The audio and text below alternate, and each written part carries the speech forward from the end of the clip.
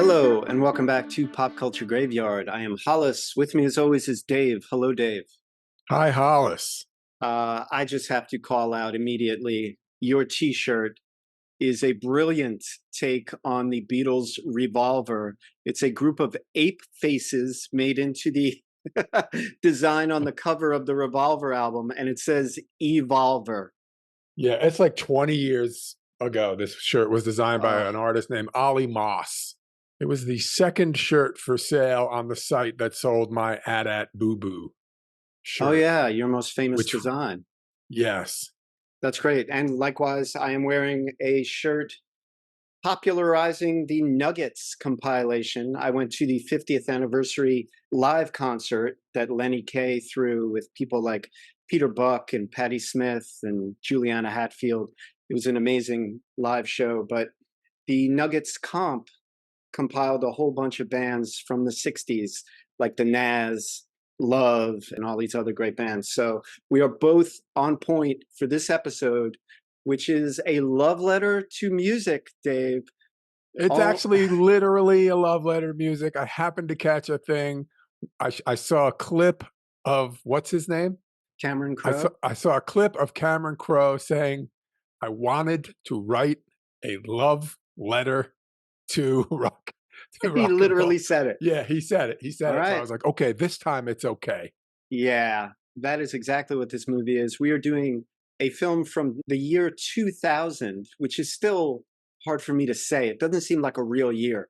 2001 seems like more of a year than 2000. It's so made up. But it is the 2000 film Almost Famous, written, directed, and produced by Cameron Crowe. Whenever I say things like that, I think of first base, Bugs Bunny, second base, Bugs Bunny, third base, Bugs Bunny. Right. He's everywhere. Cameron Crowe himself, when he was still a teenager, was writing for Rolling Stone and a host of other rock mags. So this is ripped from his own personal life. And it's really great to see a film where someone kind of tackles their own autobiography, albeit a fictional account of it, and does such an entertaining job of it. Like I always say, it's got to be a fictional account. You're not trying to transmit the story, you're trying to transmit the feeling. Right. A perfect telling of the story won't transmit the feeling. You need to fictionalize it in a way that will get the feeling across. Right. It's not life, it's heightened reality. Which gets you to the same place. Right. That you have to amp up the short version to have the same feeling as the real version. It makes perfect sense. It does. And you know what else? This goes back to something we're always railing against. The fact that this movie doesn't begin with a based on a true story proves that all the based on a true story things are bullshit, because this is actually ripped from his personal life. Yeah. He has a pile of backstage passes. He has the articles. He's got everything to prove it. Delivered it like, hey, here's a movie. Yeah. It opens with a montage of all the stuff you're talking about, crammed into drawers and on top of his desk. And the hand that is writing the names and credits of the movie is Cameron Crowe's own hand. That's his penmanship.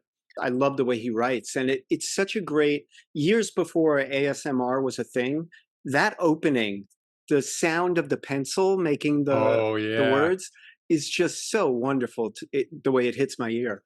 If you haven't seen this movie yet, you're missing out. And I'm not going to recap the whole thing. But it features a teenager. When it starts out, he's 11 years old with his mom in 1969.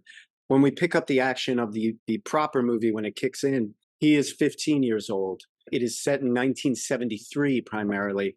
He becomes the youngest writer at Rolling Stone magazine and does a expose on this band Stillwater, a fake band. It uses the name of a real band, but it's not based on that real band. And it's an amalgam of so many great 70s hard rock bands. But anyway, what would you say would be a band that, not the band he was actually talking about, but what band would represent a band that was at the level of Stillwater in this movie? Could it be any band before it happened, like You know Allman what? Brothers before this record, or Right. In 73, I would say Aerosmith with their first I album. I should have written it down. I was But gonna say Aerosmith before that. but Yeah. but it's different because it's set in 73. 73 was Aerosmith's first album.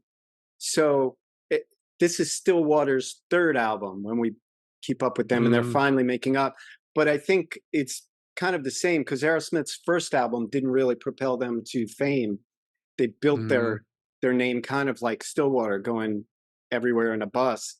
Um, but yeah, I don't know that there's any one band because when I think of bands with their sound the way they have it in the film, mm, I think of yeah. British bands. I think of Free. I think of Bad Company. I think of maybe the James Gang, but less funky. Oh, yeah, that's good. No, right. Yeah, yeah. Speaking of 73, though, I just want to throw out, he goes to interview Black Sabbath because Lester Bangs sends him on an assignment for Cream. And I was trying to work out what Sabbath album they were touring. And it's set in 73. The Sabbath album, Volume 4, that you and I were talking about recently, my favorite Sabbath album, was released the end of 72. And Sabbath, Bloody Sabbath, was released in November of 73. So I think they're still touring Volume 4, which is pretty cool. What Sabbath song is playing? It's almost like I I think think it's Paranoid. it's in the background while he's palling around with Yeah. Stillwater, right? Yeah. Yeah. And I don't get the way it's shot because the way it's shot, it almost seems like Stillwater goes on after Sabbath, which is ridiculous. Yeah, It that's would not not this be. They're mhm. Sabbath special guests. They even say it later. So I don't know what the deal is. By the way, on that actual tour, their real opening guests, Leonard Skinnard, which is Oh, lovely. wow. Yeah, that's a heck of a show. But yeah, anyway, it is such a great concert sequence. The backstage, it really looks I like it kinda was like it's a time machine deal, isn't it? Once I was in a band, I had a recurring dream where I find myself in this group of oversized hallways, the famous oversized hallways where large road cases go by with the names of bands spray painted on them. I'm not sure why. Are those hallways so big so that a Zamboni can get through them?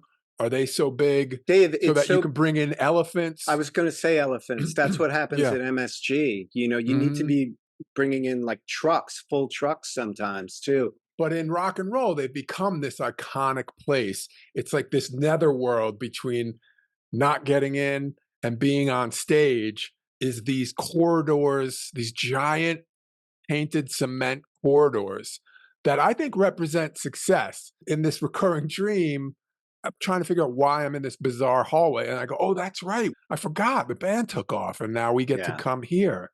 Never wound up in one of those gigantic hallways. Yes. Ah. Speaking of those flight cases or whatever the bands call them with their names on it, there's a great poster on William Miller's wall of Stillwater with those cases with Stillwater on it that perfectly, I don't know, steals inspiration from the Allman Brothers shot of them outside of Fillmore East from the live album of the same name. And it's hysterical to see them posing like the Allman Brothers did for that. It's a beautiful thing because the Allman Brothers are looking at their road cases and they look at the side. We flew in an airplane with like this. Get a picture of us with the road cases. Get a picture of Yeah. us. Yeah, Like they they're look happy still and excited. One of the successful. things I always loved about the Allman Brothers is every time they play, they say we're the Allman Brothers band a lot. Yeah, the people who bought tickets to see Yeah, them and who are big they never fans. stopped saying we're the Allman Brothers band, and I was Yeah. like, yeah, you guys are all right. I don't know if they're specifically making fun of that, but like I have untold bootlegs and have seen the band a million times. Ween, after Mhm. every song, we are Ween. I just love it. All Here's right. another song by Yeah. Ween. Here Oh we my are. God. It's almost like yeah, they're like, "Okay, we are Ween. Will license plate number. You're in the you're blocking the Ah, concession we stand." can't get our flight cases through. That's, of course, where William Miller meets Penny Lane, played by Kate Hudson. And when you come right down to it, this movie is a love story between William Miller and Jeff Beebe. No. Uh, it's really weird because it seems like this movie effortlessly turns on a dime and makes it a love story between William Miller and Penny Lane and Russell Hammond, Jeff Beebe and Russell Hammond, William Miller's mother and William Miller, William Miller's sister and William Miller's mother. Like, the dynamic changes often, but it's usually detailing the relationships of two people, Lester Bangs and William Miller. It really it goes from two-hander to two-hander to two-hander, and it's just a real showcase of Cameron Crowe's ability by now, after so many films, the way that he's able to write these scenes and string them together naturally is if I'm not amazing. mistaken, he's the "You Complete Me" guy, right? Yes, he is. So this is his bag. Like, it's his métier. Yeah. Yeah. And thank God, because I really have no interest in watching a rock movie about drugs and alcohol and excess, and that stuff bores me to death. And you can find that anywhere. It's like the second thing out of anyone's mouth when they tell you to read someone's autobiography. Yeah. Oh my God, you got to read so-and-so's autobiography. Did you know that he used to snort a combination? And I'm like, you've lost me. You've lost me. There's only one biography I've ever read that handles all of that and does it in a way that doesn't get bogged down in all that bullshit. And that's Walk This Way, the Aerosmith oral biography of the entire band. It's fantastic. Okay. But the antithesis of that is Appetite for Destruction. Steven Adler's one, not even the whole band, just Steven Adler, the drummer. His stories are all just like sophomoric and childish. These are not people who are fit for the world, and they get caught up in the drug game. And even me, I'm a smart guy. I'm well educated, and I went down a bad path. You know, I didn't glorify it. You know, I denigrate it to anyone who asks me. But like, you know, the fact that so many rockers see that as their glory days is kind of sad. You know, who's the guy the guy from the Stones that everyone thinks is going to live forever? Keith Richards. Keith Richards.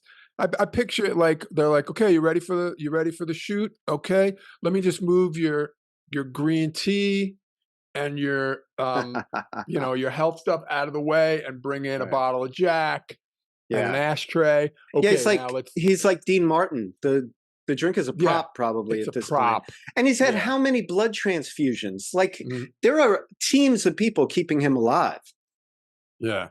And then people have friends who behave the same imaginary way, but not imaginary. Right. And you hear them say like, "Oh, he passed away. I thought he'd live forever." Yeah. And I'm always like, well, I don't understand why you thought he'd live forever. He was abusing himself. Yeah. And they have all these like, oh, it was like he was pickling himself. It's like, oh, that's funny. He's dead. Yeah. Yeah. I mean, if I'm going to pick someone to live forever, I might pick Jack LaLanne. And Jack LaLanne died. So do you have a friend who jogs? Maybe that guy. Yeah. Yeah. Some workout guru, but Jesus. Anywho, there's one relationship in this movie that is a really sweet thing that's returned to a few times, but isn't like harped on. And it's William and Polexia, played by Anna Paquin. Anna Paquin is beautiful. She was a child star who won an Oscar. Anyway, Polexia is the one who first says, "Let's deflower the virgin." She's one of the three girls. And she later says goodbye to him in Max's Kansas City. And it's like, I must famouche.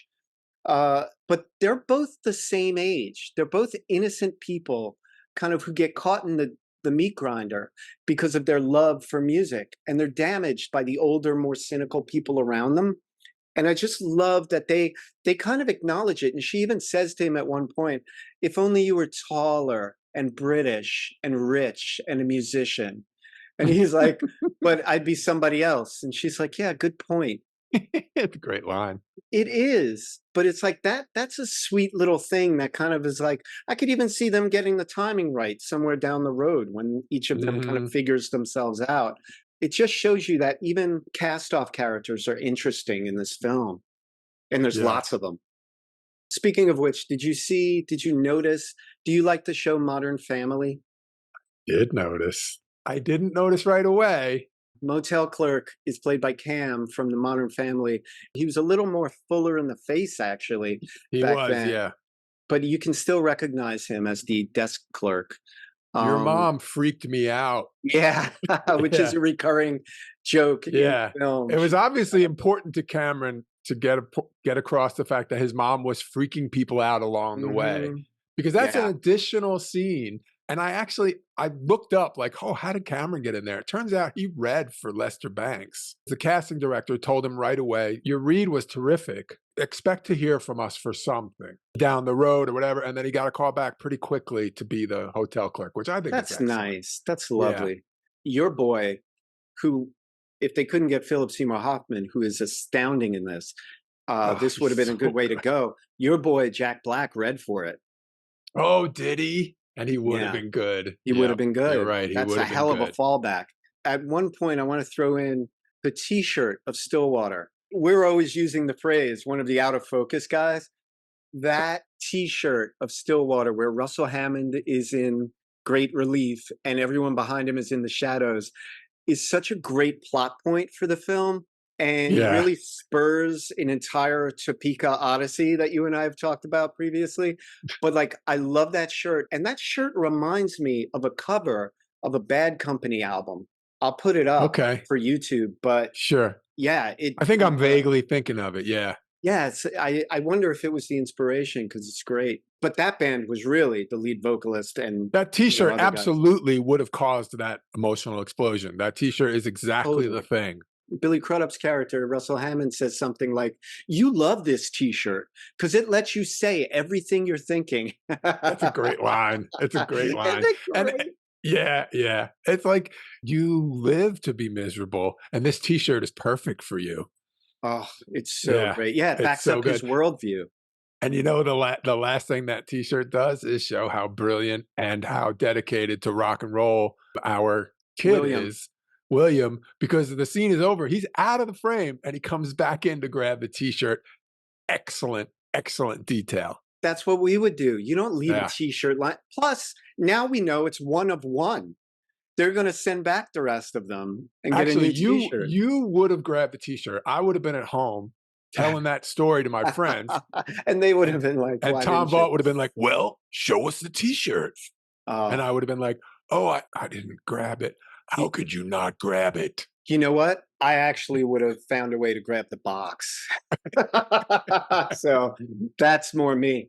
Let's throw a few more quick things out before we get into the bigger characters. Kyle Gass from Tenacious D, speaking of Jack Black, as Oh, the the radio DJ guy. Yeah, yeah, yeah. Quince on the Night Circus.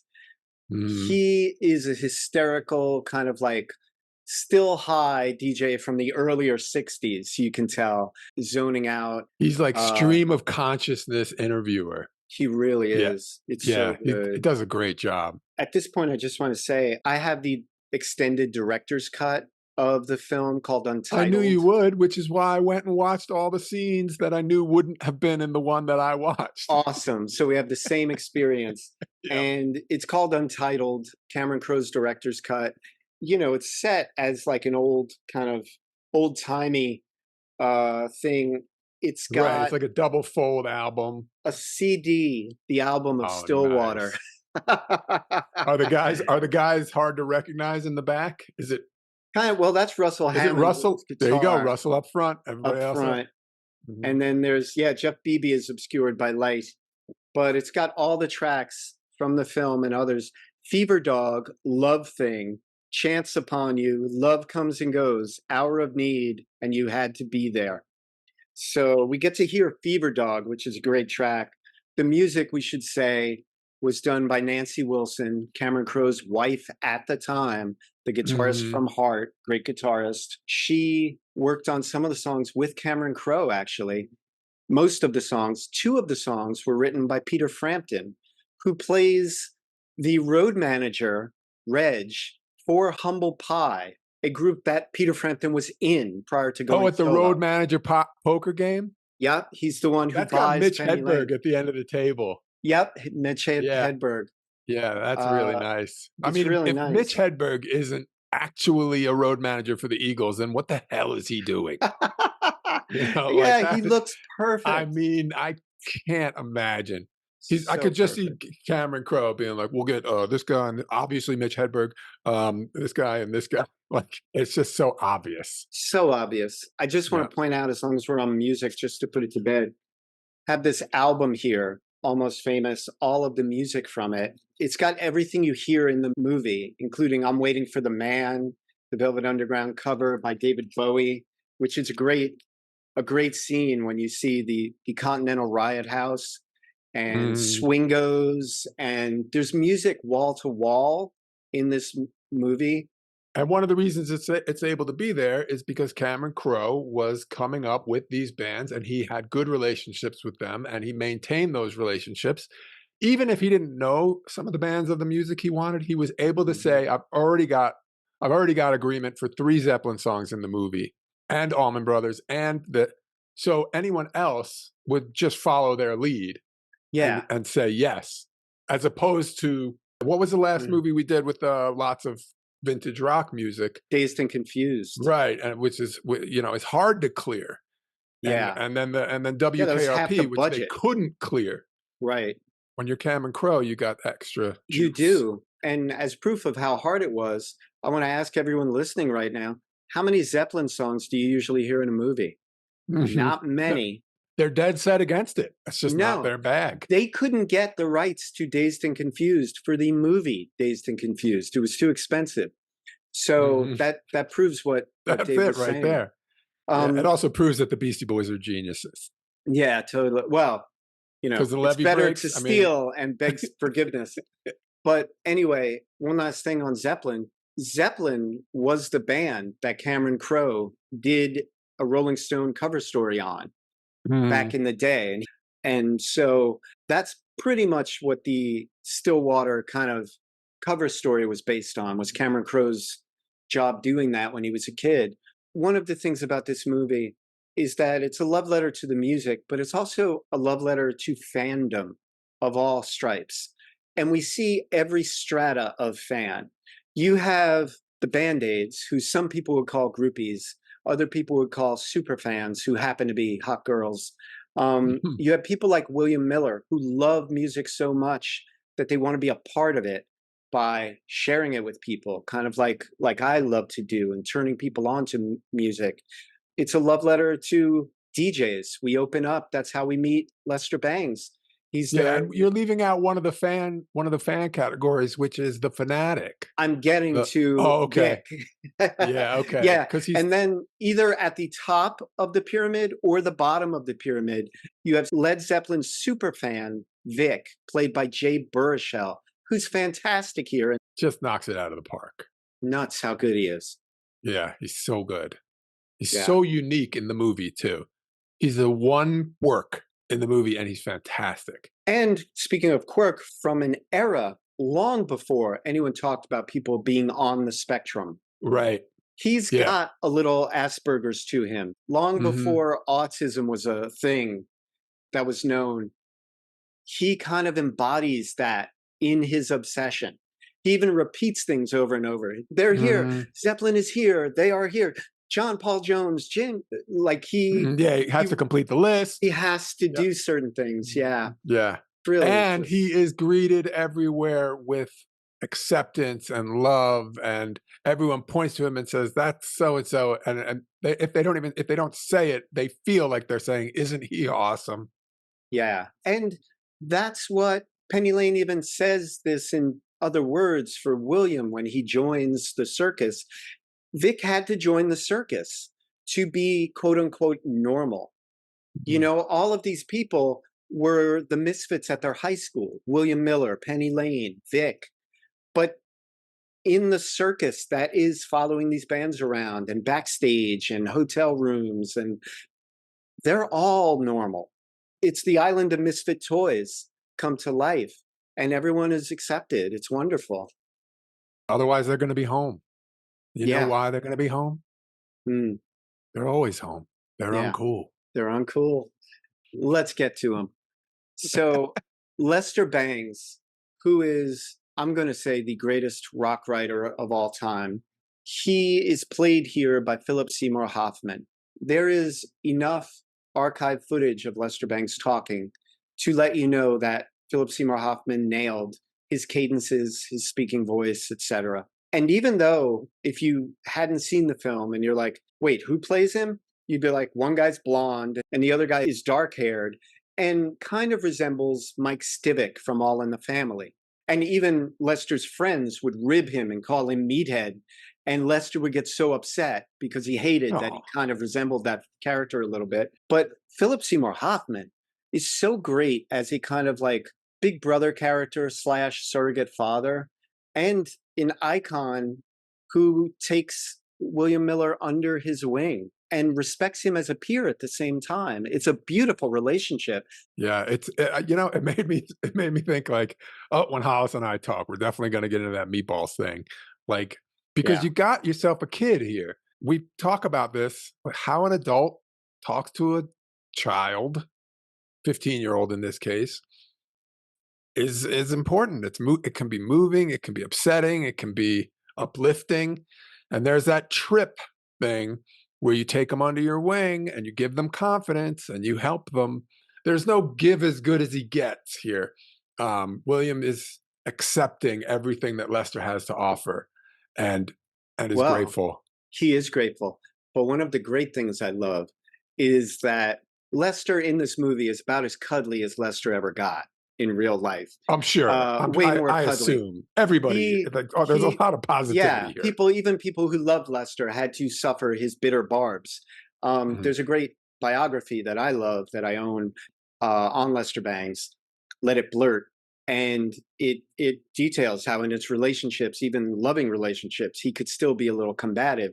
So in the film, you see a little bit of that. He lays a few traps that William Miller sidesteps very easily. Even something like asking him what he types on.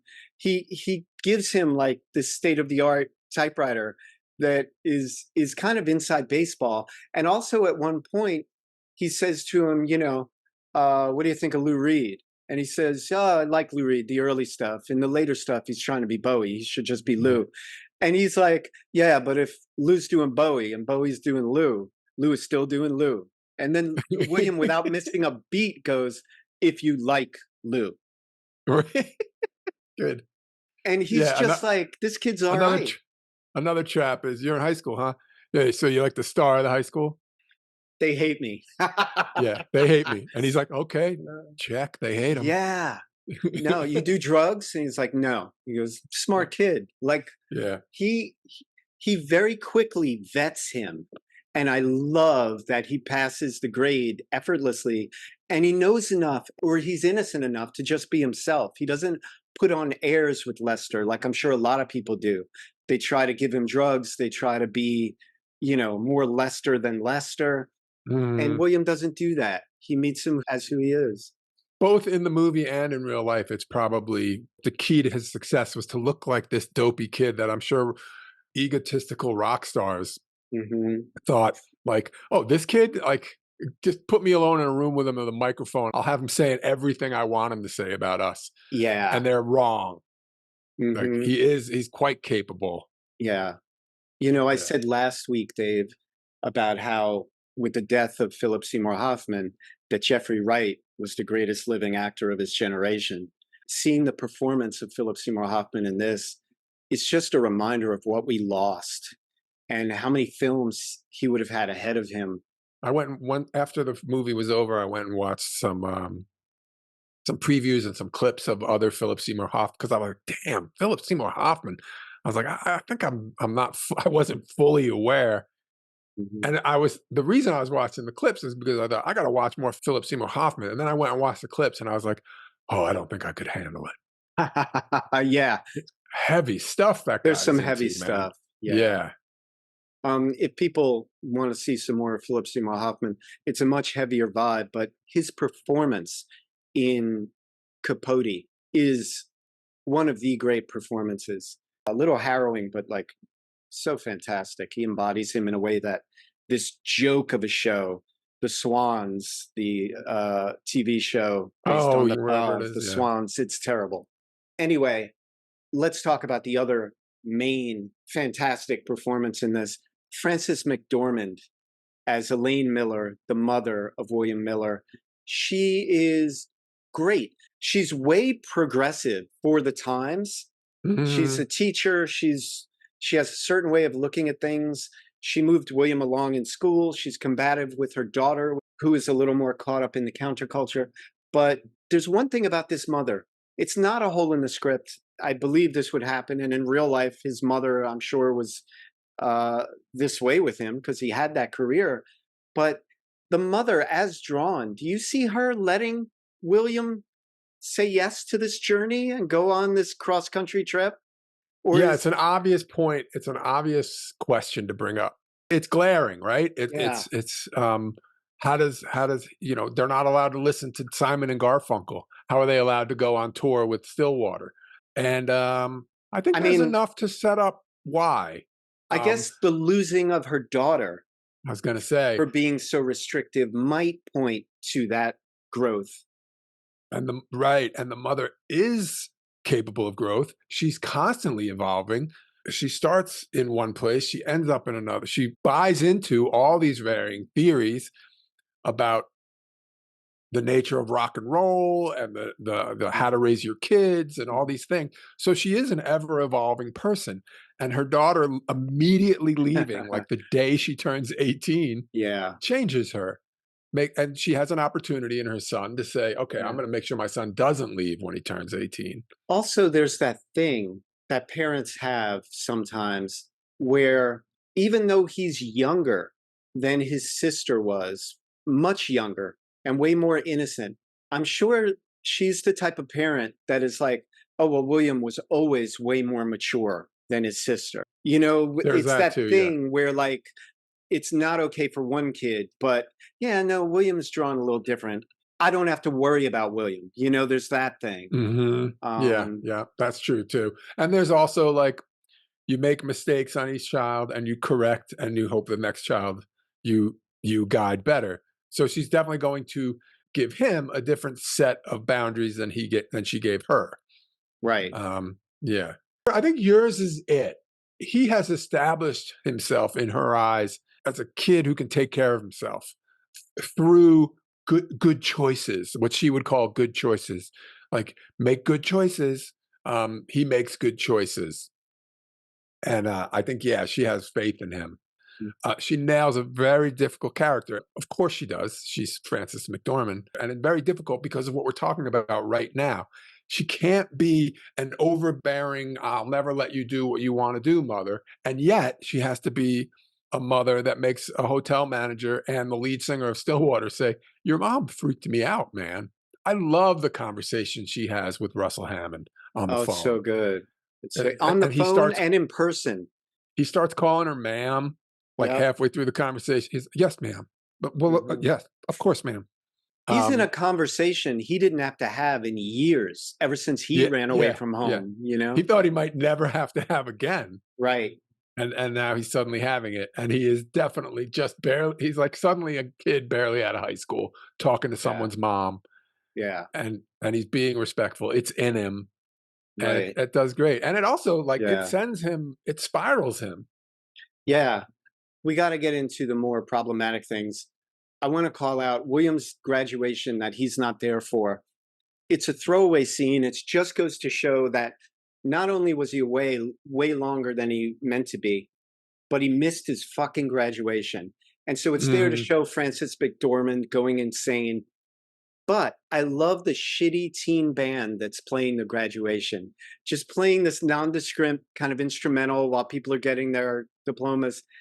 And I love the like school principal, this black dude who's giving this speech.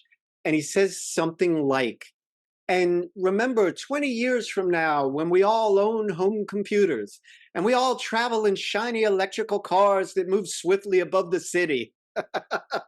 I love that guy. And it just goes to show you the throwaway scenes They're Yeah, that are they're worth the fantastic. Yeah. time. Oh, they're Yeah, so that good. band struck me, the graduation band, and there's actually a tiny bit of vocals. The singer has a little bit of a vocal in it. It's really good. It's really Yeah. good. And I Um, like that, William's not there, but he gets a smattering of applause, and his mother yeah. has a moment of happiness. Yeah. Uh, Also, the school doesn't just leave him out because he's a great student. He is. He Yeah. graduated 2 years younger than anyone else in that school, Yeah. at least So 2. they didn't just ignore him. Mhm. In fact, everybody else's name was read off a list. He had Right, a standalone section. William, who's not here right now. right. So, We let's got to talk just about Kate Hudson. yeah, We we've haven't given her come any time. we've come to Kate Hudson. Well, we wanted to hmm save her because she's I can start us off by saying I didn't know who Kate Hudson was. wow. You didn't I know she don't. was the daughter of Goldie I Hawn. don't know. She's the daughter of who? Goldie Hawn. Okay, didn't know that. I hear I hear the name Kate Hudson once in a while, and to me, my brain goes, "Oh yeah, that's that famous lady." I Mm, hear her name a lot, and I'm never sure if it's an actress or if it's a lady who sold a fake medical machine that became famous on television. I don't know who that is, but I think I confused the wow. 2. Mhm. Um, Yeah, I they're could see just an that. amalgam to me. Most actors are an Right. amalgam of like I don't. I know you're famous, whatever, which was wonderful because I was like, this young lady is angelic, and she is just great in this. Yeah. She really is. She embodies the character so much that afterwards she ended up being with the lead singer of Black Crows for years. That's Okay, how in that character makes she sense. was as Penny Lane. Mhm. She's a complex character. She's a problematic character at times. She is obviously based on a few characters, one of which actually was named Penny Lane. There's Bibi Buell, but she was much older. There's Pamela Des Barres, who was with Michael Des Barres. She went from guy to guy early on. Jimmy Page was in a very complicated, very problematic Complicated? relationship Yeah, problematic with is Laurie Maddox, who was super young when she started. I think she was like 13, 14 or something. I mention them just to point out that these characters weren't made younger to make a point. There were real girls that were super mhm. young, way too young for this lifestyle, who got caught up and were just part of the party favors for bands, not unlike liquor and drugs. And a lot of When women got damaged. Penny and William have their conversation about their age, it's this weird combination. They're admitting that they're going by a older age, and they're not one-upping each other, but one-downing each other. Yeah. I'm 17. Actually, I'm 16. So am I.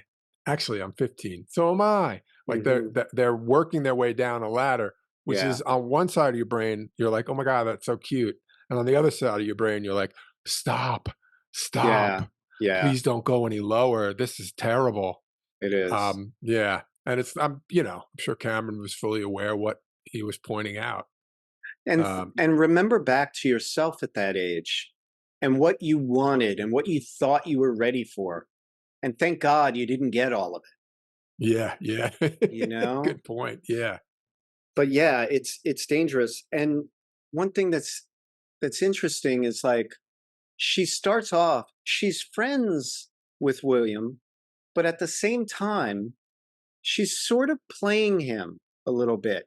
She Mhm. constantly, when introduces him, he's a close personal friend to Lester Bangs.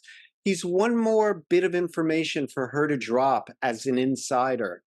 Also, he's her excuse for going to the hotel where Russell is and Mhm. rekindling that old flame of their relationship.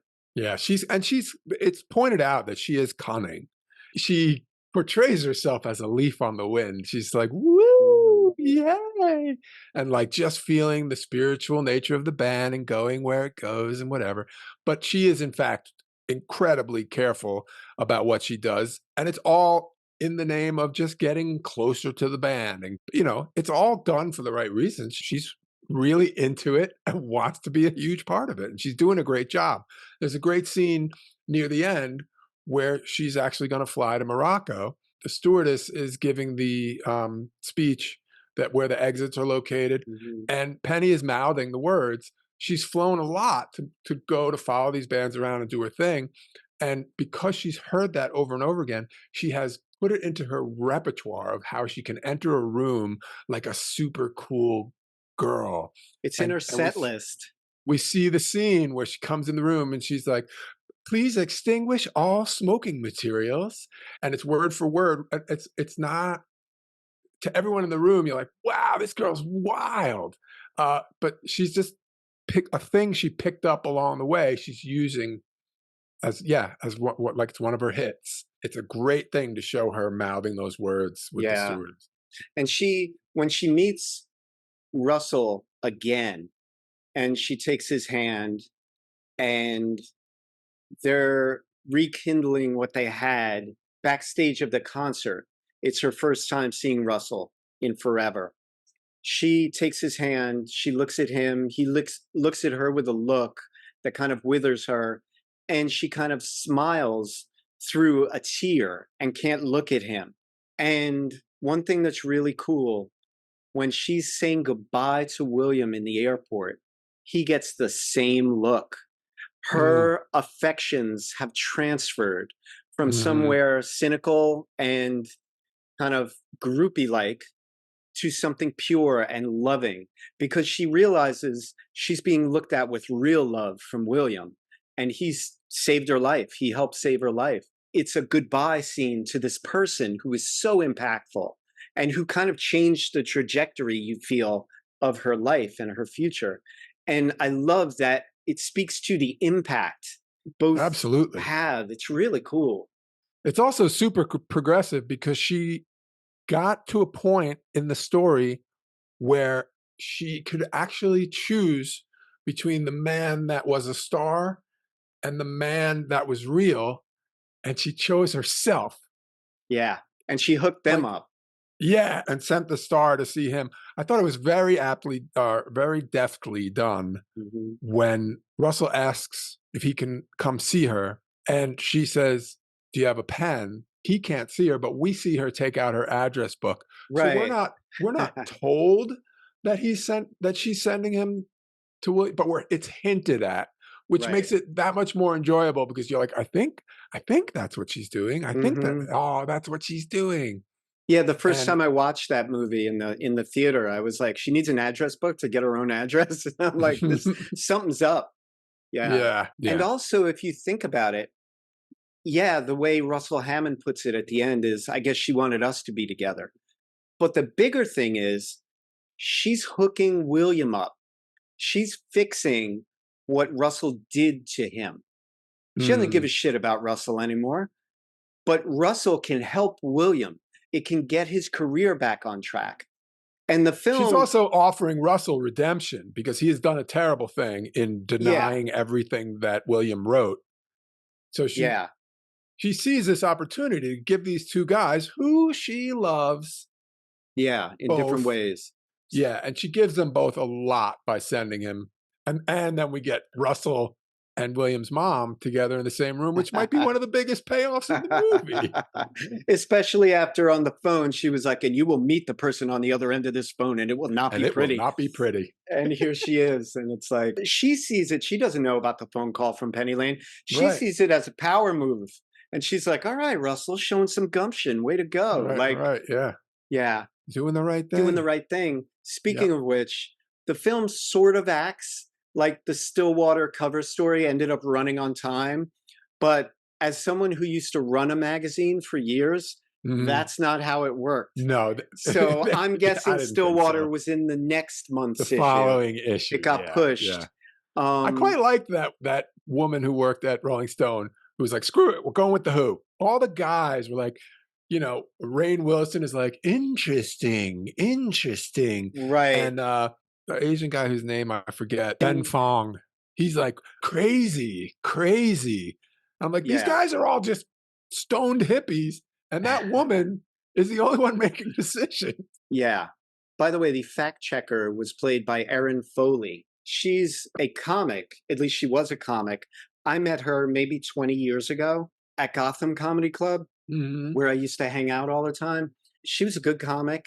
But in this film, the fact checker scene is kind of a joke. The mouth on her, she's maybe, like any fact checker, is maybe the lowest member on the totem pole at a magazine. Oh, because she's whipping these guys around in this. Yeah. And William Miller was celebrated just moments before. Like, oh my God, it's such a good story, William. She's so disrespectful to the writer. She's disrespectful to the editor. And she's apparently so bad at her job that she couldn't tell the band were lying to her. Like, no one denied it until Russell, the very last phone call. Like, everyone else was like, oh, yeah, I guess that happened. Like, they were all panicked. They said it was cool. Yeah. So I love when the kid shows up for the first time, and in this telling of it, they've never seen him before, and Ben Fong says, "Oh, baby," and it's a great one because he's like, he's a good editor, he's good at his job, and he's like, "Oh, this is twice as good. I would have paid you 10 times to get the story from a 15-year-old." He knows what happened, and he's like, he knows how long he's been on the road. He knows it's a cover story. He knows, you know, the things that go on. He's had phone calls with him. He knows he was with groupies. So that oh baby is like, I thought all that was happening to a 40-year-old dude. Right. Oh my. It's oh my goodness. Yeah. Speaking of comics, let's go over the short list of comics that show up in this movie. Jimmy Fallon? Okay, we'll start with Jimmy Fallon. And before we say anything bad, but first of all, I think he's probably the weakest performance in this movie. Yeah. He was a customer in my bar one night, and I always say this when people are talking about Jimmy Fallon, and I hate to say why, but he was a customer in my bar one night. He came in with a lot of people, and I formed an opinion. Now, I don't like to form opinions of people in one evening, but I formed an opinion of Jimmy Fallon, and it is that he is one of the most well-intentioned people pleasers I've ever met. I get that from every interview he does. Okay, good. Oh, well, it's all softballs, and he's obviously a people pleaser that way, like for his career and like just. But he had a large group of people with him fawning over him. This is Saturday Night Live days. This is not talk show days, right? And he just wanted so badly not to impress them. He wanted so badly for them to have fun. And he was very nice to our employees, well, me and my barbacks, because it was a very small show at Drinkland. But he was terrific, and I always stand up for him when people speak ill of him. But I did think he was the weakest performance in this movie. Probably the weakest performance in the movie. I don't think that's throwing shade when you stop and think that he's a comic turned actor at that point. And he was in against heavy hitters. So it wasn't like he was felt bad. Out of his league. Yeah, it wasn't like he was bad. He was just doing his thing next to greatness. Who chases the tour bus screaming, "Lock the gate"? That is the biggest podcaster in the country, Mark Maron. Right, WTF. Right. The intro song to the Mark Maron podcast, what's called WTF, right? Yeah. Yeah. It uses "Lock the Gates." It uses "Lock the Gates." Lock the gates! Yeah. It's great. You guys want to buy a gate is a great line, too. Yeah. And then I would say, and this, I don't know how I caught this. A guy points and he goes, "David Bowie." That's Nick Swardson. Exactly. The comic. And I caught that. I was like, that was Nick Swardson. Yeah. It captures yet another type of fan. The two-faced fan. Where he's like, yeah, I don't know, Wild-Eyed Boy from Free Cloud, that's all classic David Bowie, but this new stuff, I don't know, it's commercial, it's hamburgers for the apocalypse. Oh my God, it's Bowie! Like, he turns on a dime. He wants an autograph. Like, he nails it, though. He's really good. Yeah, he's so good. I think that's it for comic cameos. It is, except for a fake comic. He's in Swingos, or he's in the Continental Hyatt House, and he's in the hallway. Someone, right? And he goes, "Oh my God, you're that comedian, Leonard." And he goes, "Blow me." I think he's supposed to be Lenny Bruce. Oh, okay. Who for a while got caught up with the counterculture, and he grew a beard, and he was wearing Nehru jackets, and he kind of like was whatever. So I think that's kind of what that's supposed to be. We got to finish up. Okay. But we should mention anyway that Patrick Fugit as William Miller The first time I saw the movie, I was not at all impressed. Likewise, the next few times. But when I came back to it now, I think he had a really tough role. He was super young at the time, and I think he did a good job. I can't picture anyone else in that role. I tell myself that there's a confusion that happens with young people. It happened with that adorable kid in Dazed and Confused with the long hair who kept touching the bridge of his nose. Wiley Wiggins. That nervousness of a young person can sometimes come off as bad acting. Yes. And it can be good acting. They might be nailing the nervousness of a kid, and we're reading it as bad acting. There's a little bit of it. And every time he raises his voice at someone, except in the plane where he raises it enough that you can believe it. Right. But when he gets a little mad at Penny, he traded you for a case of beer. Yeah. Like that. And somewhere else, those two sort of attempts. What am I to you? Take Right, the laundry. yes. What am I to you? Right. And those are the moments you're talking about, right? Where you were like, I'm not sure if this guy's doing it. But I like to think that what we're doing is we're conflating the acting with the acting like a kid. And kids are nervous and kids seem awkward and it feels awkward and you notice it. I think you're right. We're getting a mix of that. You know, the best child actors can suppress that completely. Like Jodie Foster never had a nervous moment on camera, no matter how young she was. But you get that, a mixture with actors. They're really good performances, but you still see the growing pains of adolescence. And for all you know, they're on take 13 for that moment, and they were only on take 2 for the other moment. Or, you know, there's things at play. But yeah, but I totally felt the thing you're talking about with Fugit. Yeah. Yeah. It's kind of fitting that we hardly talked about Jason Lee. Oh, I love Jason Lee in this. I do too. I love him. He's so good. Jeff Beebe, to me, the archetype for his look is Paul Rogers, who was in Free and afterwards Bad Company, 2 bands I already mentioned. The beard, the hair, the gorgeous kind of thin silhouette while he's on stage. Yeah, the bedazzled belts. Belts, whatever they are. He doesn't have the voice of Paul Rogers, which is one of the greatest voices ever in rock, but he presents enough like him. But Jeff Beebe, he provides so many great comedic moments, and they're not over the top because of the conviction of his character and the way he says it. He's just great. I love how he quotes himself. He says like 3 things that he said. And so he's making us look like idiots or dicks or whatever. Rock and roll can save the world? We sound like dicks. And he's literally quoting himself. He is. It's great. Followed by we sound like dicks. The chicks are great. Yeah, it's an awesome moment. It's so good. It's a great performance. And when you stop and think that he was just, you know, a skateboarder earlier who became an actor, it's even better. Oh, so good. Should we just say a little something about of course, there's misogyny in this. Of course, there's sexism. But there is a scene which is somewhat problematic where she has taken a number of quaaludes. Before William can get the doctor there to pump her stomach, he's walking her around the room, kind of pseudo dancing with her. And she's pretty much almost passed out totally. And he steals a kiss. We shouldn't even say steals a kiss. He kisses her. Steals a kiss sounds romantic in a weird way. Like it's a romanticizing of taking what's not yours. So let's just say he kisses her. I am fine with the scene if the kiss is on her head. It's different on her lips.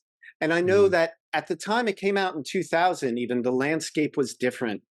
But at the same time, millions of girls were taken advantage of while passed out on quaaludes in the rock scene and elsewhere, and at the Playboy Mansion and wherever you want to mention during the height of the quaaludes era.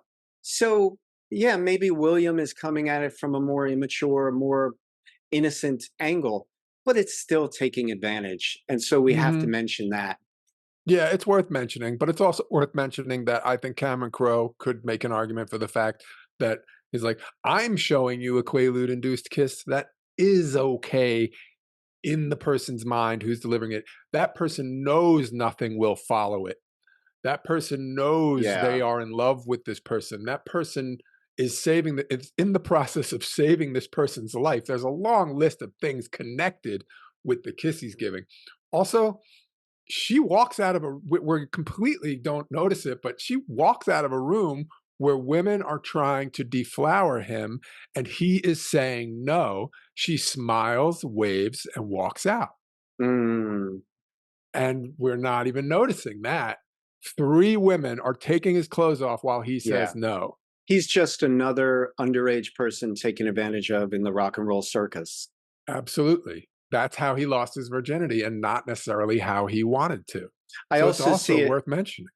You're right. I also see it as he has eye contact with Penny Lane, and it's understood. He's like, I want this to be you. Yeah, I And think it he's is. like, I'm going to be thinking of you this whole time. You get that.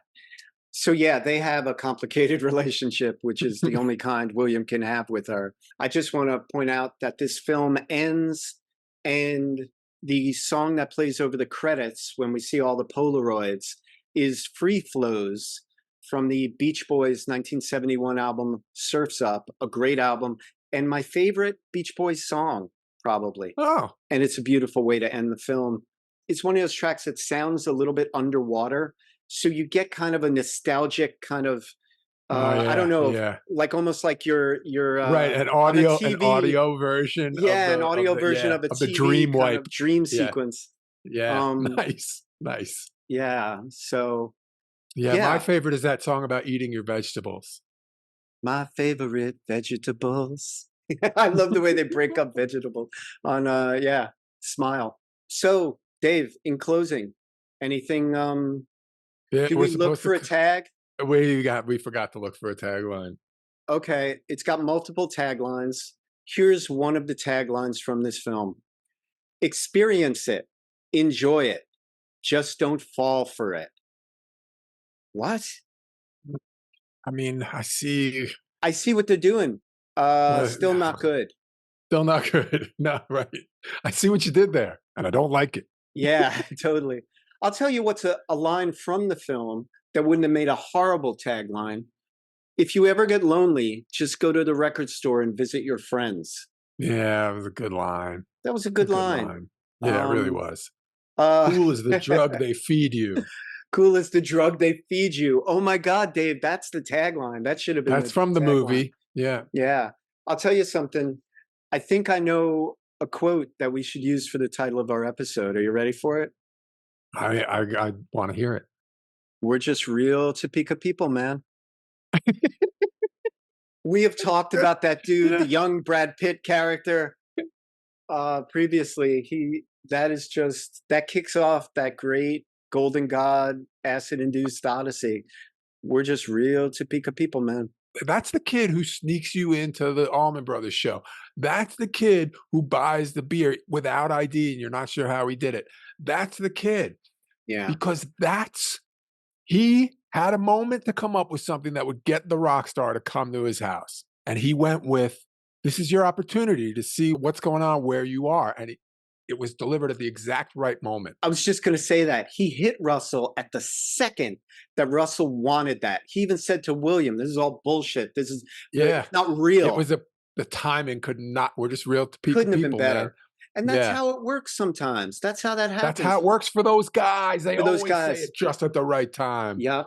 And That's who also that guy was. that guy, we said this about, or I said this about Randall Pink Floyd in Dazed and Confused, where like, you know, the nickname Pink Floyd, like he needed one more thing to make him cool. Right. This character, this Brad Pitt looking dude with the gorgeous hair, he's got this cool like VW bus van that his friends are always driving in. He's already got it going on. He's already got it going on. He's got this party at his friend's house where he's gonna probably get laid and get high and whatever. And he brought Russell Hammond. Yeah, he shows up with the guy. Oh, so good. Be like that guy. Be that guy. Be that guy. You want? I'm sure he has a name. His name is on the screen right now if you're watching on YouTube. Yeah, real Topeka people.